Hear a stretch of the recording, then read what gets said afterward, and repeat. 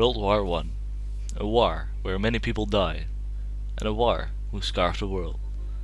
A war where we should learn from. And we did. We learned from the war, making use of its technologies and inventions, but sadly, we didn't learn enough. Not to prevent World War Two. Although World War One was a war with many casualties, some things we still use today originate from World War One. Inventions went quick in World War One, both in weapons as well as tactics. By watching this documentary, you will learn more about some of the enormous progressions we made during the war. Good and bad progressions.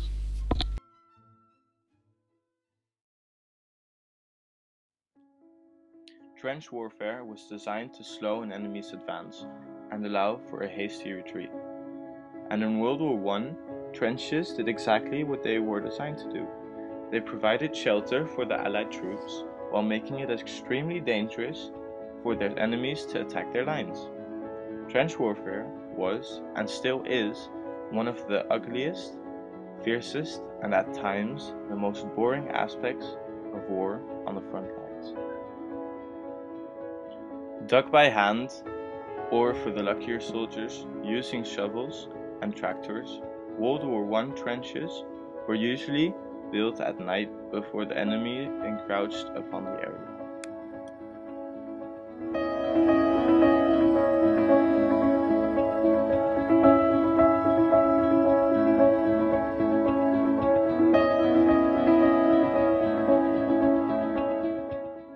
Trenches were formed on the eve of the invention of the machine gun, mainly to shelter from a hail of bullets, which can literally cut a man in two. Trenches also offered so much protection that they prevented people from dying to a degree.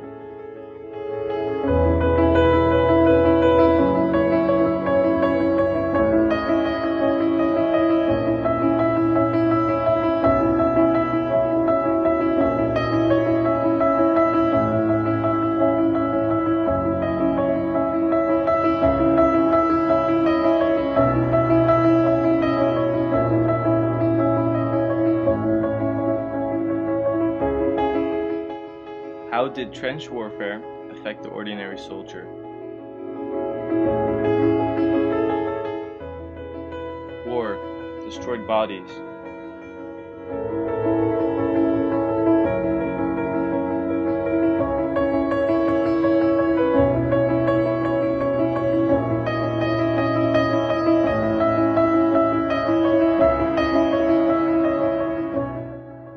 And also crippled minds.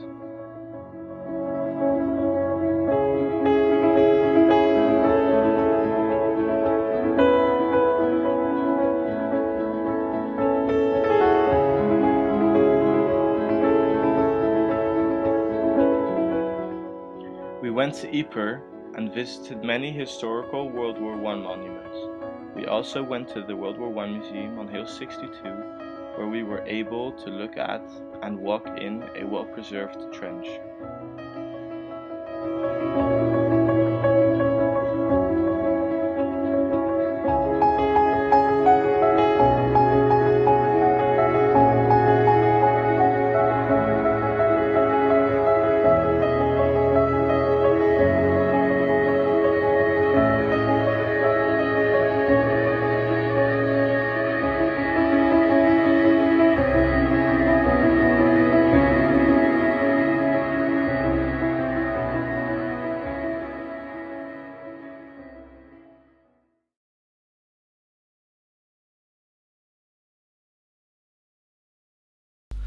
Artillery is one of the most disastrous but also innovative inventions of mankind.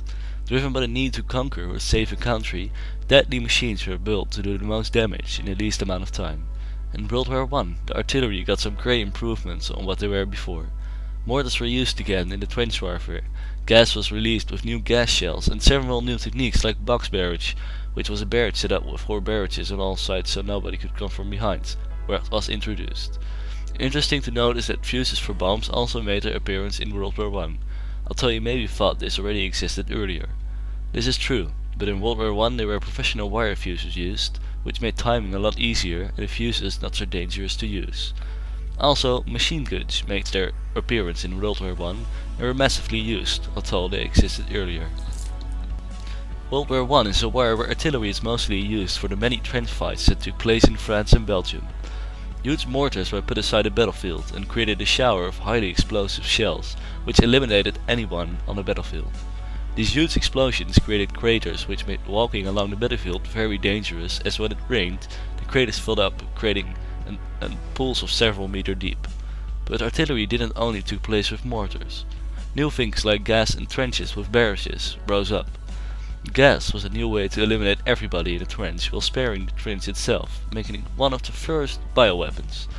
Later, after World War I, these bioweapons developed further into new gases, but also viruses that could quickly spread after launch with a mortar. Fighting with a barrage was also new in World War I, which made a more improved appearance in World War II, where many barracks were built with a barrage built in. Artillery played a very important role in World War I, and countries realized putting men in the fights was useless, as there was too much artillery.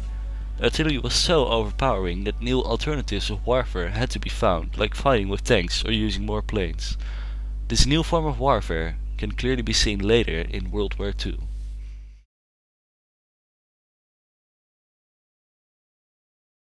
Considered uncivilized prior to World War I, development and use of poison gas was commonly used to overcome the enemy in trench warfare. It's a very common misbelief that the German army was the first force to use gas attacks. Actually, the French army was the first one to deploy gas. In the very first month of the war, in August 1914, the French fired tear gas grenades against the Germans. But still, the Germans were the ones who gave a serious study to the development of chemical weapons, and were the first one to use chemical weapons on a large scale. The first use of poison gas, in this case chlorine gas, found place on the 22nd of April 1915, at the start of the Second Battle of Ypres. During the morning on the 22nd of April, the Germans bombarded the area around Ypres. Then during the evening, around 5 in the evening, the French and Algerian noticed a yellow-green cloud drifting slowly towards the front line. The troops suspected that it was a cloud to hide the German army in smoke, and the generals ordered their troops to mount a trencher to prepare for the attack. However, it wasn't used to hide the German army in smoke. It was the first use of chlorine gas in World War I. Both forces continued using gas attacks, but effectiveness diminished with every attack. The crucial element of surprise had been lost, and death from gas attacks became rare. Soldiers on both sides were far better prepared for a gas attack, and the methods they used to protect against poison gas was improved. People often thought that gas would be the weapon that would turn the tide of the war, but instead opposing armies constantly copied each other in an ongoing cycle. In 1925, all countries agreed that since the costs were too high and the advantages too low, they would all sign the agreement to ban the use of chemical warfare. This was called the Geneva Protocol. It prohibits the use of chemical and biological weapons, but all countries were still allowed to produce, store and transfer these chemical agents. On November 25, 1969, US President Richard Nixon renounced the use of chemical weapons and renounced all methods of biological warfare. He completely stopped the production and transfer of all chemical weapons. 1964 onwards, America participated in Operation Chase. This operation aimed to dispose of all chemical weapons by sinking ships with chemical agents in the deep Atlantic. In 1972, Operation Chase was stopped and safer disposal methods for chemical weapons were researched. This was done by burning more than 2,000 tons of mustard gas in the Rocky Mountains. In May 1991, President George Bush ordered the United States to destroy all its chemical weapons and completely banned the use of chemical weapons. In 1993, President Bush signed the Chemical Weapons Treaty. The treaty required the destruction of all chemical weapons and production facilities by April 22, 2012. In 2011, 90% of the 1997 stockpile has been destroyed. Almost every country in the world has agreed to stop the production and use of chemical agents. The only chemical agent that is used frequently now is tear gas, which is often used in police raids to temporarily eliminate threats to the police officers. Poison gases are also commonly used for terroristic attacks. It is cheap, accessible and easy to transport. A skilled chemist can easily produce harmful chemical agents if he has the equipment. An example of these terroristic attacks was on June 27, 1994. Aoi Shurinkyo released poison gas into the Tokyo subway station, killing 20 people and injuring more than 5,000 people.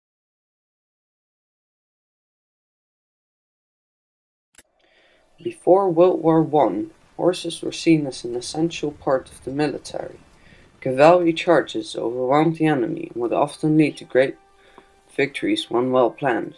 However, in his 3.5-minute abstract of the movie War Horse, which we visited at school because of its historical input, you can see that the cavalry charge at the Germans led to a great victory of the Germans because of the machine guns. Generals soon realized that the cavalry charges only cost a lot of lives and changed their strategy to trench warfare. Some see the tank as a replacement of the cavalry, which first entered the battlefield in 1916. Although the tank didn't play a big role in the First World War, it was used throughout the 20th century as a very important part of the military. This caused the steel industry to become even more important, providing jobs in the factories. Society at the time was greatly affected by the cavalry charges due to the many deaths of young men. It's a good thing that was only done for a very short time. Although cavalry wasn't used anymore to charge the enemy, horses were still used as transport. The horses became practically useless on the direct battlefield, indicates a technological milestone. I think that this shows the start of a new era in which war was battled out in a completely different way. This way was more destructive in killing than ever before. To refer back to the scene I took from the movie War Horse, which we visited at school, the Germans were not expecting the charge and were completely overwhelmed. However, they still managed to achieve a great victory due to their machine guns, which easily shot the English from their horses. Because there was no way of fighting by simply charging, and the technology in the air wasn't advanced enough, generals decided that the only way to provide protection to their soldiers was to dig themselves in. This trench warfare took away the mobility on the battlefield, causing many deaths for not much ground. Tanks brought back this mobility, although tanks weren't deployed on the battlefield as much as the war came to an end soon after the plans were made to increase the amount of tanks by the Germans and the English.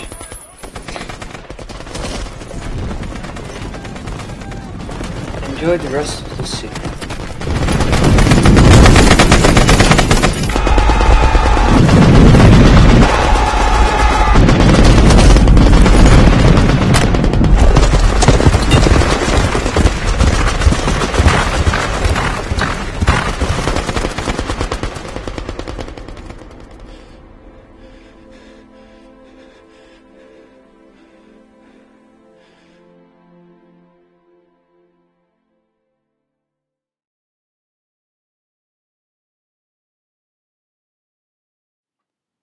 In the First World War, times were tough on soldiers. They had to walk a lot and carry heavy items such as guns and survival kits. This made them tired very quick. Also, they did not have any protection against enemy attacks, which made them very vulnerable. Because there were so many problems, the first tanks were created. The idea was to build a heavily armored vehicle that could wipe out a lot of enemies at once. The first tank to be created is called the Mark I. It came in two different versions. The female, which had only light machine guns, and was used mainly for anti-infantry. Also, the female version was lighter in comparison against the second version, which is the male version. The male version had heavier armaments than the female version, so it was mainly used against enemy vehicles.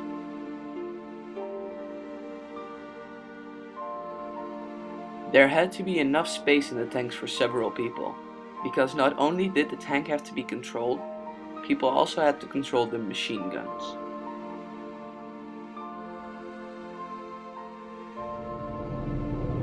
The tanks had to be able to cross steep and slippery landscapes. That is the reason why they have such big tracks. Also, the tank had to be fairly agile, which meant they had to be able to turn while they were moving.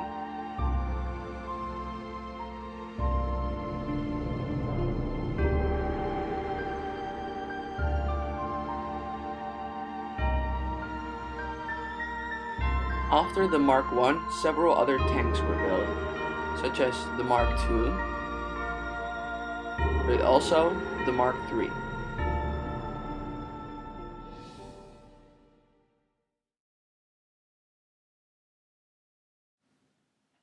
Airplanes in World War I. In July 1915, the Fokker EI became operational.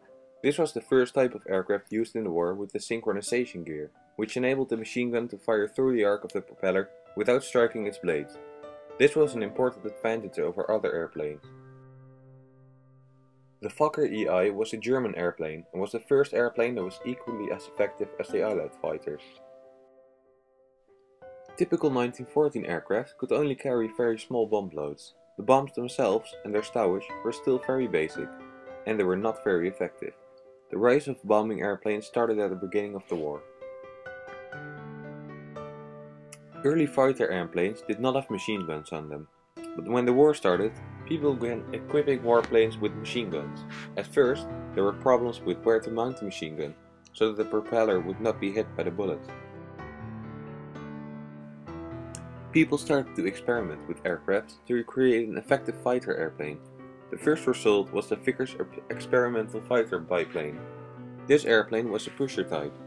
The pusher design had the engine and propeller behind the pilot facing backward, instead of in front, as in a tractor type. This provided an optimal machine gun position from which the gun could be fired directly forward without an obstructing propeller, and reloaded and cleared in flight. An important disadvantage was that pusher designs had worse performance than tractor types with the same engine power. This is why people stopped using them. They were just too slow. Before the war, people started to experiment with synchronizing the machine gun's shots with the spinning of the propeller to make the bullets go between the propeller blades. Some of the early synchronization mechanisms failed, and less people wanted to use them, because they were afraid of accidents, which has happened before. The Lewis gun, which was used in many Allied airplanes, was impossible to synchronize, because you couldn't predict when exactly the bullet would come out of the gun. Another solution was to make the machine gun shoot over the propeller. In order for the machine gun to do this, it would have to be mounted higher, so the gun was put on the wings of the airplane, above the pilot. The Foster mounting became the standard mounting position for the Lewis gun. It allowed the gun to fire directly forward over the propeller, but also slightly upwards, which was very effective when shooting at an enemy airplane from behind and slightly below the other. However, Captain Lanny Harker of the Royal Flying Corps had mounted his Lewis gun just forward of the cockpit to fire forwards and outwards on the left side of his aircraft at about a 30 degrees angle, and with this aircraft on 25th of July 1915, he managed to defeat 3 German airplanes and earned the first Victoria Cross awarded to a British aviator.